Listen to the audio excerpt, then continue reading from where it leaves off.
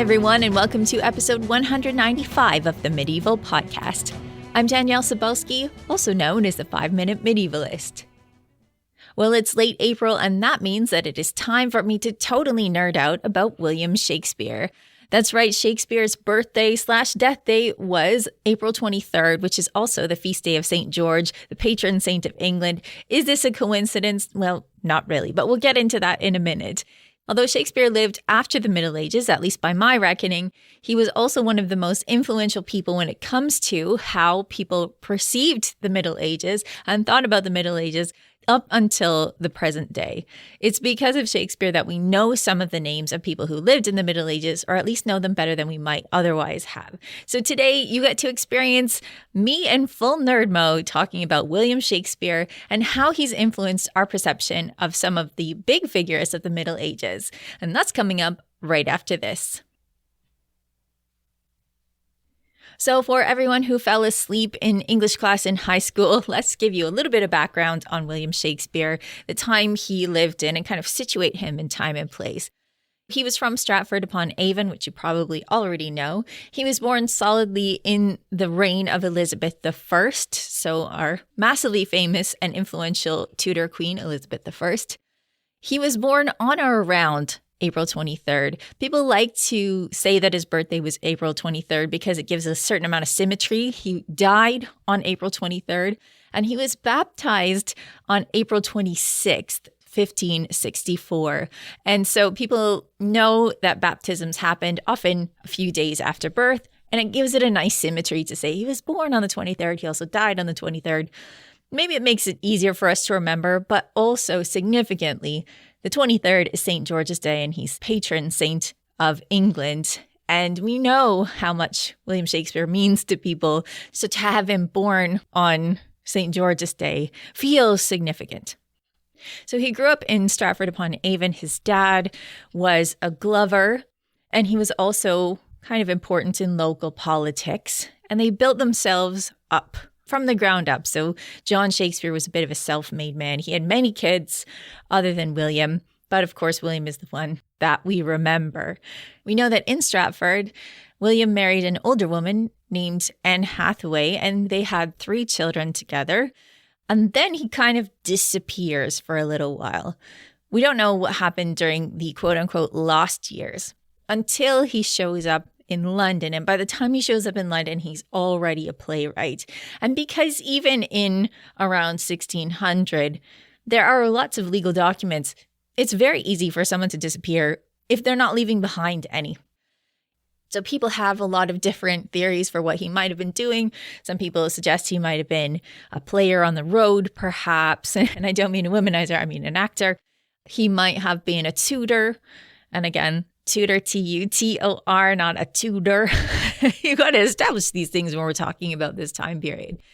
But he has this time in his life where he's not doing anything that we can pinpoint, at least so far. And then he shows up in London and he's already a playwright. In 1592, when he is kind of new to London, he must have established himself pretty well in that he establishes a theater company in which he has shares. So it's not just that he's an actor in it. It's not just that he's a playwright for it, but he actually has shares in how the company does with a couple of fellow actors named Will Kemp and Richard Burbage, who was one of the most famous actors of the day. And at the time, they were performing in a theater called the Rose Theater. The Globe Theater wasn't constructed until 1599. And for all the people that live in London, have been to London, you may know this, you may not know this. The Globe Theater that stands today is not the original Globe Theater. The original Globe Theater actually burned down during Shakespeare's lifetime during a performance of one of his plays, which was Henry VIII. It was destroyed on June 29th, 1613, during a performance because someone shot off a cannon as part of the special effects during the play, and the spark from it caught the thatch of the roof and the whole thing burned down. So when the Globe Theatre was reconstructed in London, it was situated in a different spot. So it's not historically where it was back in the day, but it is kind of close by. It's on the southern shore of the Thames, which is where all the bathhouses used to be. So if you're thinking about medieval London, Southwark is where all the ne'er-do-wells were. So it was a perfect place for actors. And they were thought to be kind of not very reputable at the time, even in Shakespeare's day, but certainly not before that as well. So I've said that Shakespeare has arrived in London in the early 1590s, and we know about this in part because someone made a snarky reference to him in another play and called him an upstart crow. And this comes back a few times. If you're a Shakespeare nerd like me, you might find this interesting. There are a couple places where people seem to have been jealous of Shakespeare's talent and his success.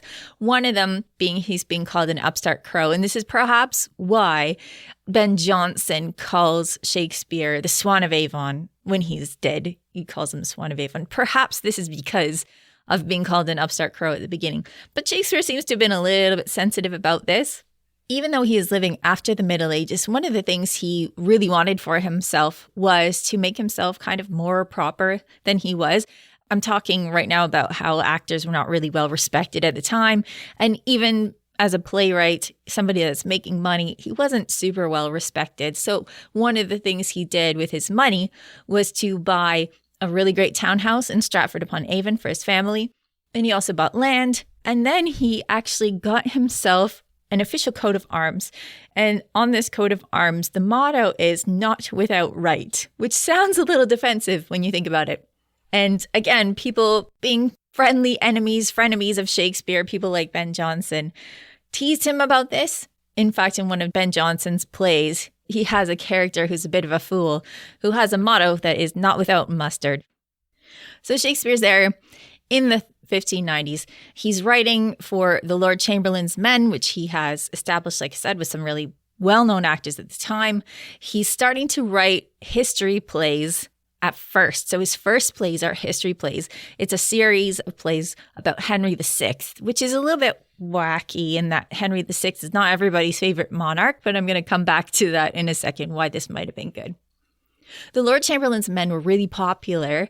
They performed for Queen Elizabeth I over 32 times within the last 9 years of her reign. And I'm getting these particular statistics from a really great book called The Essential Shakespeare Handbook that's edited by Leslie Dunton Downer and Alan Riding, or at least written by those two. Really great book. So according to these statistics, Queen Elizabeth had the Lord Chamberlain's Men perform for her over 30 times, quite a lot. Then when Queen Elizabeth died in 1603, the next monarch on the throne was King James I of England, or King James VI of Scotland. And he had the Lord Chamberlain's Men rebranded as the King's Men. And then he had them perform before him 177 times between the time when he ascended the throne in 1603 and the time that Shakespeare died in 1616. So that is 4 times as much as Queen Elizabeth did. And according to these editors, it is more than all the other theater troupes put together. So when we talk about Shakespeare being a success at the time, he was definitely a success at the time. He wrote over 30 plays. He didn't write them all by himself. And so it's been the life's work of many people. Many trees and forests have been felled, ink spilled over this. He wrote a lot of plays by himself, but he wrote a lot of plays in conjunction with other playwrights. Thinking about this, he was not trying to be the person who was taught in high schools, in the 21st century. He was an active working playwright. So it made the most sense sometimes to work with other playwrights to capitalize on their success and also to make good shows for the paying public. So we're going to come back to his work over time. Let's look at the end of his life. Near the end of his life, after the Globe Theatre burned down, he mostly disappeared from London theatre life. He had established himself pretty well in Stratford. Of his 3 children, one named Hamnet, his only son, had died many years before that. He had 2 daughters, one named Susanna, who was definitely his favorite, and Hamnet's twin, Judith. Judith was married right before Shakespeare died. In fact, some people speculated at the time that it was because of her wedding that he got sick and was sick for a few months before he died. He really didn't like Judith's husband, which is kind of spelled out in the will. But he still had friends. His theater friends came to Judith's wedding. And then he died after having left a very detailed will. at his home in Stratford in 1616 on St. George's Day, April 23rd. And the crazy thing about Shakespeare's plays and his work and his life is that they were not officially released, at least the plays were not officially released by him within his lifetime. It was only 7 years later when they were brought together in what's now called the First Folio. And this is a collection of his work being pieced together by the people in his company, so the king's men. So this could have been written from his notes, it could have been written from the actors' memories. They had remembered the parts of it, put together 7 years after he died. And this is kind of interesting because you would think if Shakespeare thought he was going to be studied in high schools in the 21st century, maybe he would have written these things down. The other way that we know what was in his plays were from these quarto editions.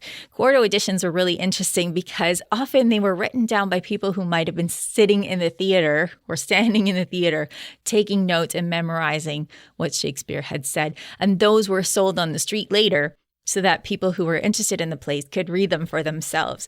So these were like bootleg copies of movies that people record, secretly under their trench coats when they go to the movies.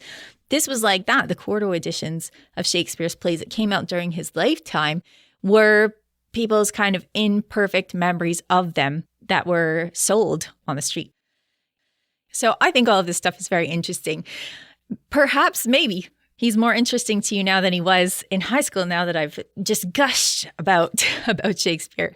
There are a few things that I think it's important to remember. We owe him a lot when it comes to English language. So this book, again, this Essential Shakespeare, has some really cool lists in it, and that's one of the reasons why I like it. It makes it easy to find things. But there are lists in it like expressions created by Shakespeare. So if you've heard of things like a fool's paradise, a foregone conclusion, cold comfort, have not slept a wink, the green-eyed monster, wild goose chase, star-crossed lovers, these are all from Shakespeare's plays. There are also some suggestions that he invented words or coined words like fashionable, like gossip, like investment, like laughable. And it's hard to say sometimes if he coined them or if this is just the first recorded instance of them. But we definitely know that a lot of words became fashionable, a lot of phrases became fashionable because of the popularity of his plays. Now, there's one more thing I want to say about that. This was entertainment. It was meant to be seen. It was meant to be performed. So if you ever struggled with reading Shakespeare's plays and you found them difficult, it's not just you. They were not really meant to be read. And perhaps that's why he didn't put them out himself during his lifetime. They were meant to be performed. And even if you're at a performance and you're like, I am not following every word of this, that's okay too, because Shakespeare was a poet. So the words that he's writing are not necessarily how people spoke on the street. He's writing with poetic turns of phrases, flourishes. In some ways, he's entertaining himself by doing this, I think pushing himself to see what he can do as a writer. In some ways, he's trying to compete against other playwrights who are better known than him, who are better educated than him. He only had what we think of as a high school education, whereas people like Christopher Marlowe and Ben Jonson had university education. So I think he's trying to be flowery in some ways to keep up with them, especially Christopher Marlowe, who was super, super popular before he was killed. So I've mentioned that Shakespeare is a playwright on the job. He shows up with the Henry VI plays. And I don't know about you, but I haven't actually read these plays because everyone says they're not the best. And this is probably perhaps because people don't really like Henry VI all that much. So why is somebody writing about Henry VI? Well, interestingly, we have to pay attention to who the audience is always, right? And if this group of people is going to make it in Elizabethan England, then they have to make stuff that is palatable to Queen Elizabeth. And Queen Elizabeth, if you look back, kind of skip back through her generations, through her genealogy, she really claimed the throne as a Tudor through Henry Tudor, whose lineage went back through the Lancastrian line. So Henry VI plays are about the Wars of the Roses, but they're not about the most powerful king at the time, which I think we could fairly say was Edward IV, a Yorkist king. Instead, these are about Henry VI, who is a Lancastrian king. And this is to make sure that Shakespeare is well received by the right people, and it seems to have worked. When it comes to the history plays, and they're usually kind of separated out in complete works of Shakespeare, right? History plays, comedies, tragedies, and sometimes problem plays, which I think is an interesting distinction. He often is relying back on a couple of chronicles that informed a lot of the playwrights of the day, to be honest. One is Edward Hall's 1548 book called The Union of the Two Noble and Illustrious Families of Lancaster and York. So this is probably where a lot of the information for Henry VI plays come from. And the second is Raphael Holinshed's The Chronicles of England, Ireland, and Scotland. And Holinshed is actually responsible for a lot of Shakespeare's content when it comes to the actual meat of the plays, and for us remembering through Shakespeare kings or figures who we might not have remembered otherwise. I think it's important to recognize Shakespeare like I'm doing today, because I think that for many of us, perhaps our first exposure to many of these kings is through Shakespeare. So if somebody says Henry V to you, are you thinking about that portrait that we have where he has a really terrible bowl cut, or are you thinking of a speech in which he's saying, "We few, we happy few, we band of brothers"? Like, are you thinking about a great speech before Agincourt, or are you thinking about him getting shot in the face with an arrow? Maybe the first time you came across Henry V was listening to this podcast and, thinking about his arrow in the face. But it's more likely that you came across somebody spouting about bands of brothers and maybe connected that with Henry V. I think it's the same thing with those earlier plays featuring Henry V, the Henry IV plays. And there are two of those really well known. If you've heard of the character of Falstaff, that's from there. And then it's the evolution of Prince Hal, who becomes Henry V. And it's really a very patriotic series of plays. But Shakespeare wrote about a bunch of other medieval kings, including King John, King Richard III, King Richard II, Henry VI, also Edward III, who nobody really reads about, not much, but he also wrote about a few other medieval figures who faded into legend in some ways, one of them being King Lear, one of them being Hamlet, and one of them being Macbeth. Macbeth for sure is a real person, at least as far as we know, understanding the chronicles that were written about Scotland at the time. King Lear is much more mythical, and Hamlet is probably a mythical figure. So I've mentioned that Shakespeare is leaning heavily on a couple of chronicles that we know of, and that's because he adheres very closely to them, even some of their mistakes. But we also know that Shakespeare is twisting facts around to make a better play.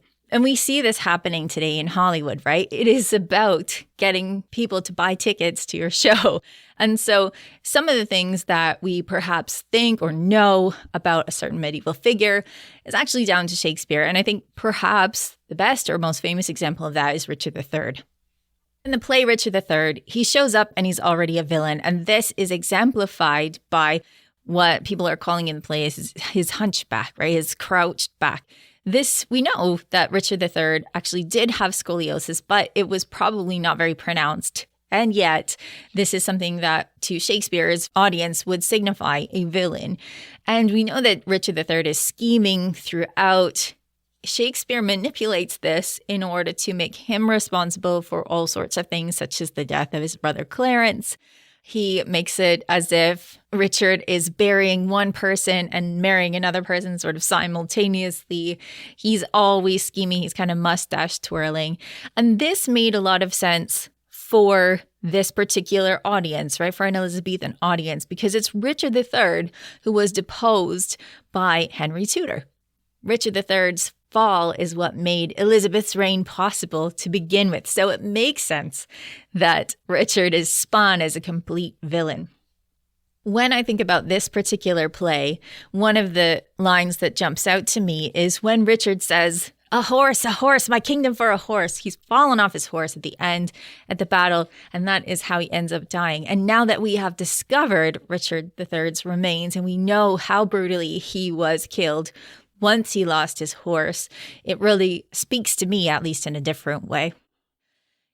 When it comes to Henry V, this is a glorious monarch. Like I said, one of the most patriotic plays that Shakespeare put out, if not the most patriotic play.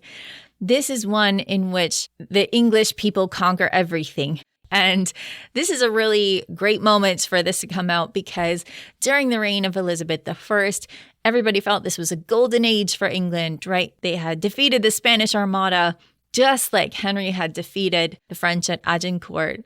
And this is the play in which you do have the Band of Brothers line. But you also have lines like, once more into the breach, dear friends. This type of inspiring, rousing speech is just something that is really going to speak to that moment in English history, that moment around Elizabeth's time where people are feeling really good.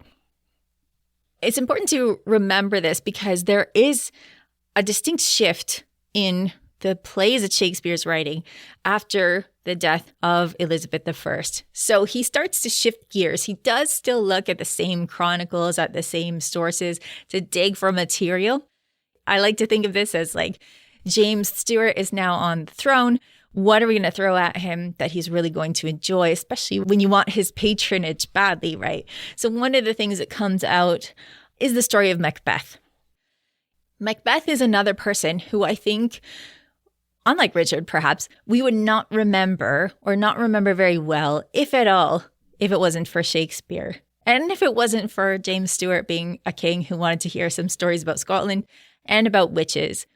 What's really interesting about this is that it seems that Shakespeare has basically lifted this entire story out of Holinshed's Chronicles and brought it before James. He must have been coming across this, looking through the Chronicle, going, this is absolutely perfect, because not only was James into Scotland, but he was also into witches. And in Raphael Holinshed's book, there are witches that make a prediction that Macbeth is going to be king, that Banquo is going to have sons who are king, but he's not going to be king himself. What's really interesting about this, the more you know about this stuff, the better it is. I don't know. My kids are super into Star Wars fandom. I'm super into like Shakespeare medieval fandom, right? So when you look at Holinshed's Chronicle about Macbeth, it has him being stopped on the road by witches, being given this prophecy. And then Banquo is kind of heavily in the play. And he's also in the Chronicle as being the father of kings. Well, in Holinshed's Chronicle, which was written during Elizabeth's reign, not James's, he says that Macbeth discussed what he was going to do with a few friends, including Banquo, and then he killed Duncan, the king, to become king. But in Shakespeare's version, Banquo is not a part of this. Banquo is away from this. And this is because, according to legend, Banquo is the ancestor of the current king, James I. So Shakespeare was like, oh, let's just twist this a little bit. It's worth mentioning that in both Holinshed and Shakespeare, it is his wife that is the schemer behind the schemer that allows for the murder to happen and for Macbeth to become king. Perhaps the most famous lines from this play are the ones, "Out, damned spot," which is when Lady Macbeth is washing her hands trying to get the blood off, the imagined blood from the murder of Duncan. Also, if you ever heard witches at Halloween saying double, double, toil and trouble, fire burn and cauldron bubble, this is from Macbeth. This is a really memorable line, I think. And then if you heard people like my grandmother saying tomorrow and tomorrow and tomorrow, this is also from Macbeth. What do we know about the actual Macbeth? Not a whole lot, but we do know that he was not a usurper, at least not an assassin in the night. He didn't stab anyone in their sleep. He defeated Duncan in battle, and apparently King Duncan was a terrible king. He was a very ineffective king. He had ruled for something like 16 years, and everybody was tired of his ineffective rule. Even Holinshed says that Macbeth was a better ruler, but in that chronicle, he says that this was all a ruse to make people like him. The real Macbeth seems to have been a good ruler. He ruled for something like 17 years until he was deposed by Duncan's son Malcolm. But he was supposed to have been a good ruler, which is not at all what Holinshed and then Shakespeare tell us about him. An interesting story that also comes from Holinshed in his Chronicles of England that has become a really famous Shakespeare play is King Lear.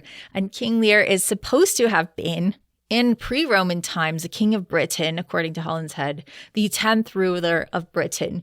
And the story of King Lear in Holinshed follows the story of Shakespeare for the most part, in that he has 3 daughters. He asks them how much they love him. The 2 give lines that are almost precisely the same as Shakespeare quotes them. The 3rd, Cordelia, says basically, I love you as much as a daughter is supposed to love a father. And this makes Lear lose it. So all of the daughters marry. Over time, the older daughters are terrible to Lear, so he appeals to Cordelia, and she comes back and restores Lear to his real power in England. So if you haven't seen Lear and you want to see it, then ignore the next 20 seconds when I tell what happens at the end and the difference. But at the end of the Shakespeare play, Cordelia dies. At the end of Holinshed's Chronicle of King Lear, Cordelia is crowned queen. She rules for 5 years after Lear until she is captured by her nephews from her mean, wicked sisters, and then she commits suicide in prison. So this is an interesting thing because this is quite a departure when you see Shakespeare is following Holinshed's Chronicle of King Lear very closely. Then he makes a major departure at the end. And this shows, I think, the way that he plays fast and loose with the facts to make a better story. Collapsing Cordelia's death from being 5 years later to becoming immediate for the impact that you get. He's writing a lot of tragedies at this time. He knows they're popular. This could be why he's manipulating our emotions. But it does make for a great story. One of the things that I had never thought about until for this episode, rereading this book, The Essential Shakespeare Handbook, just to refresh my memory, because a lot of this trivia, as you could probably imagine, is really stored in there and it just busts out at dinner parties to everyone's enjoyment, I'm sure. But one of the things I didn't realize until looking back at this book was that Edward III was not really considered one of Shakespeare's plays, or not one that he wrote wholly himself, and perhaps he didn't write it wholly himself. But this one might have been ill-timed in that it was brought out around the time when James became king, and the Scots don't come out looking that great in Edward III. So this is a play that is not performed all that much. I think that when it comes to these major figures of the Middle Ages, the ones that are really memorable to us, I think, are aided by the memory that we have of Shakespeare's plays. We remember a lot of really influential kings. I mean, nobody can forget about Mean King John or Richard the Lionheart, right? But I think that our thoughts about kings like Henry V, kings like Richard III, and even Richard II, who was played so beautifully by Ben Whishaw, he played it so well. I wrote an article about it. I think that our memories of these particular kings are shaped by Shakespeare. So whether you particularly enjoy his plays or not, and I know that my love for them is not shared by everyone, whether we enjoy his plays or not, when we sit down and read them or listen to them or watch them, they have made their way into our collective psyche, so that when we think about the Middle Ages, it's very hard to pull these things apart. And I think it's really interesting that we remember certain figures and not other figures. Like King Lear is one of the many kings that's in Holinshed's Chronicle. Anybody could have been pulled out of there, but because Shakespeare pulled King Lear out of there, he's who we remember. There are many Scottish kings other than Macbeth. We remember Macbeth because of a really amazing play. It's probably my favorite one. We wouldn't remember them perhaps otherwise, and we certainly wouldn't remember them in this way. As I'm thinking about this, I'm thinking like, would Raphael Holinshed have been really thrilled that Shakespeare kind of took his chronicles and made them so famous that they've eclipsed even the chronicles themselves? I don't know. But I think that we can't really look back at certain figures without the specter of Shakespeare being there, without those really amazing lines echoing through our heads, right? Richard III, now is the winter of our discontent, made glorious summer by the son of York, right? Now is the winter of our discontent. That is just something that just pops out in people's minds sometimes, right? Now people say now is the winter, and of our discontent will just pop out. So I think that when it comes to the Middle Ages, we really often, as historians, medieval historians, we're often down on the Victorians for how they have spun our thoughts about the Middle Ages and how they've really put their own stamp on it. And I think Shakespeare really did the same thing. It's hard for me to be upset about that, though. Maybe as just a theater person or somebody who really likes such writing. I think that we probably owe at least some medieval scholars careers to coming across these plays in school or later. And I think perhaps as scholars or people who love the Middle Ages, we owe Shakespeare something, not for the way that he changed and shaped history to appeal to an audience, perhaps. Maybe we're not really into the ways in which he did that, but for the fact that he did that, for the fact that Richard III, for example, is such a compelling character. Henry V, when he's a young man, has become a compelling character because of Shakespeare. Richard II is sympathetic in ways that he's not sympathetic to medieval chroniclers. He's called a tyrant at that time, but when you see him in Shakespeare's play, talking about a hollow crown, talking about who am I without this crown, he becomes a sympathetic figure in a way that he perhaps wouldn't if you were just reading him in a history. So I think it's worth taking a minute to gush about Shakespeare. I'm hoping that as April finishes, maybe you will start to think a little bit about how you have been influenced in ways that perhaps you noticed or perhaps you didn't notice by Shakespeare, in some of the things that you liked about his plays, or in some of the ways that we automatically think about certain kings from the Middle Ages, and perhaps having a better idea of where those things came from. So happy Shakespeare's birthday. I hope it was a great day for you. And I hope that next St. George's Day, April 23rd, you take a moment to think about the Swan of Avon and how he has influenced our thinking about the Middle Ages. Before we go, here's Peter from medievalist.net to tell us what's on the website. What's going on this week, Peter? Hey. So the latest issue of Speculum is out. It's that big journal about medieval studies, and we've got news about two of its articles. First, Kyle Harper has authored a study about the first plague pandemic in Italy, also called the Plague of Justinian, and it took place in the 6th and 7th centuries. And there's been a lot of debate on how widespread that plague was. So this new study really shows that Italy was affected by it.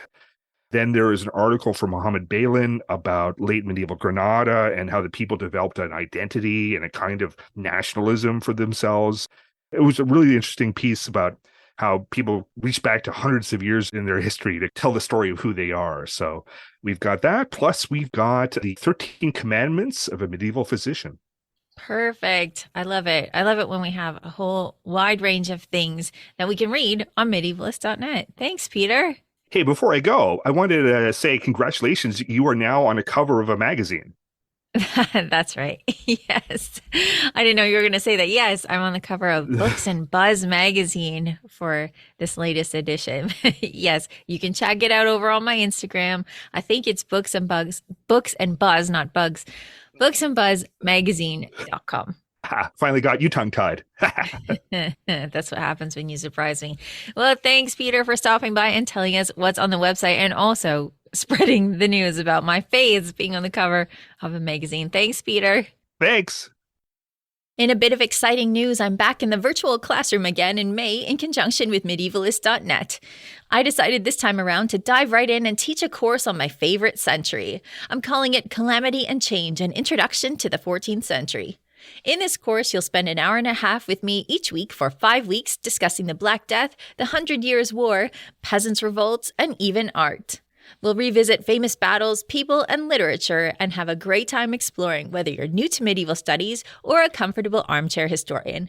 So I hope you'll join me this spring for a fun ride through a calamitous century. To find out more, please visit medievalstudies.thinkific.com. Class begins May 19th. And this week on my new podcast, Extra Medieval, I'll be talking about Amleth, the story that inspired Hamlet, as well as a few more interesting nuggets about Shakespeare and his work, and one of my favorite modern series that riffs off his plays. Extra Medieval is a show I've created just for subscribers where I get to expand on the topics covered on the Medieval podcast, as well as tell you about new articles, historical tidbits, and even modern research. Join me for Extra Medieval on Apple Podcasts, Spotify, or Patreon. And speaking of Patreon, a special thanks goes out to everyone who supports this podcast, as well as other indie podcasters and historians through medievalist.net's Patreon page. Patrons can access all sorts of amazing stuff like subscriptions to the Medieval Magazine and Medieval World Magazine, as well as ad-free versions of this podcast and Extra Medieval. To get in on all the action, please visit patreon.com/medievalists. For everything from plays to clays, follow medievalist.net on Facebook or Twitter at Medievalists. You can find me, Danièle Cybulski, on social media at 5MIN Medievalist or 5 Minute Medievalist. And you can find my books at all your favorite bookstores, where you can get hold of How to Live Like a Monk, Medieval Wisdom for Modern Life in hardcover, ebook, and audiobook.